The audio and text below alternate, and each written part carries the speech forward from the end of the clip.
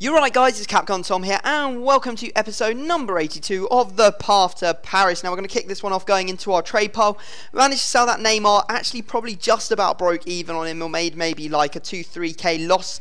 His price was going up and down, eventually it sort of just stayed down and I couldn't sell him for any more than that. So I thought, you know, let's get rid of him and use those coins again and hopefully make some profit in the next trading session. We also sold Campbell, which puts us on 1.555 million coins.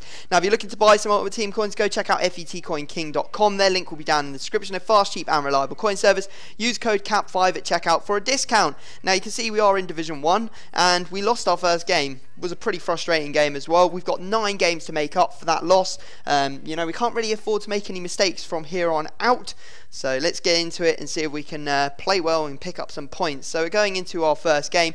We're going to have a look at what team he's using. His team name is Brazil, and he is going to be using a 4-2-2-2 BPL squad with Eto'o and Aguero up top. He's then got David Luiz and company at his 2 centre-backs, and that's how I always look at a team. I always look, what are their 2 strikers, what are their 2 centre-backs, because usually those are the areas that they've got to be strong in if it's going to be a good team, and this guy surely did have a very, very strong centre-back partnership and a good strike force as well. Now you can see that we do go into the lead through Menez, and we even go further into the lead in the 10th minute again through Menez. Menez is on scoring form at the moment for me, and you can see here another chance to score, but Menez is the one who pounces on the rebound, and we make it 3-0 in just 21 minutes. A Menez hat-trick, and the guy decided that he had had enough and he decided to leave. It's weird that Menez managed to get the same rating overall as Cavani, though. They both got 7.5s, considering that, you know, Menez managed to score a hat-trick in 20 minutes. That's pretty much unheard of. Anyway, let's dive into another game, see if we can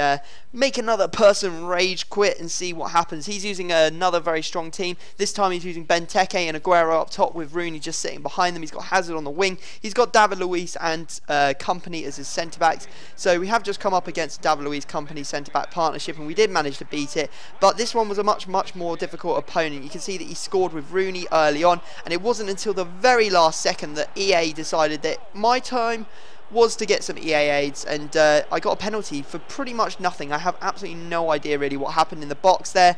I don't think it shows the replay, or maybe it does. You can see here he blocks it, and then as I try to run past him, he sort of like slide tackles and maybe clips me.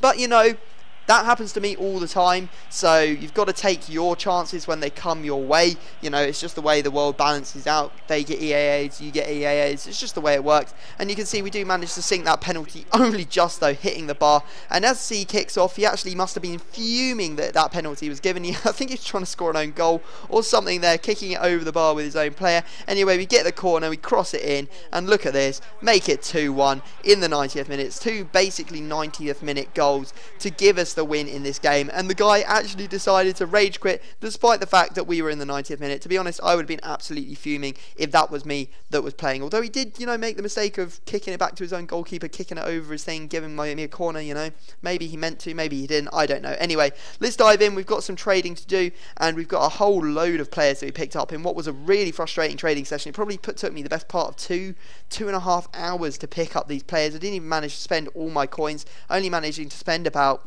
probably about 900k of it. First off, we picked up one of this team of the week, McFadden. Picked him up for about 160k, I think, trying to list up for 215k. Loads of profit on him if we manage to sell him. Also a Fernandinho for 160, listing up for 172. We've got a Cruz here in a centre mid. He is going to be listed up for 168 once we bought him for 150, so there's good profit to be made there. We've also got a Joe Hart here as well. We picked him up for 129, listing up for 139, so a little bit of profit there. And also a second informed Fabregas, which we managed to grab for 247k, and we're listing up for 280, so good profit on him if we manage to sell him as well. So here we go, we're going to dive into another game and see what happens. Now we're in, you know, Division 1, so we've got to be very careful, make sure that nothing goes wrong in these games. Now he's using a very underused, overpowered team. He has a very nice hybrid, and I was kind of worried when I saw it, because I thought, you know what, I'm probably going to struggle against the likes of Eder. He is a very, very strong non-rare player, and oh my god, look at the heading. It was actually a joke. I was fuming after about 20 minutes of this game because he realised that he could cross, he could score headers, and oh my god, did he abuse it. It was over and over and over again. This is the third cross and the third goal from a header within 35 minutes. Now, I was like, okay, I'm behind, I need to get back into this game ASAP. Tried the kickoff glitch, it worked, and we managed to make it 3-1. Then, what you know, he scored another header with Eder. What an absolute nightmare. And you know, I did score, or I did make something of this game, trying to get back into it there. Nice goal from Menez to make it 4-2, and I had a really good chance here. You can see the over the top ball goes into Menez, and I was like, okay, we've got it, we're back in. And look at that save. How I didn't manage to score there, I don't know. And then before I knew it, everything was going in for him, and the game was pretty much lost. I was like, what on earth was I ever supposed to do? And this was a horrific beating. 7-2 at this point, but I have the consolation of probably knowing that I scored the best goal in the Path to Paris series. That is a phenomenal volley from Menez. Look at this. It is absolutely beautiful. He could not get anywhere near that. He managed to make it 8-3. You know, what does it even matter? We'd lost anyway, and you know, the game ended. I was like, what a joke. Menez managed to score 3, he managed to score 8. But as I quit out, I was like, where's the promotion points? Where's how many points I've got in the division?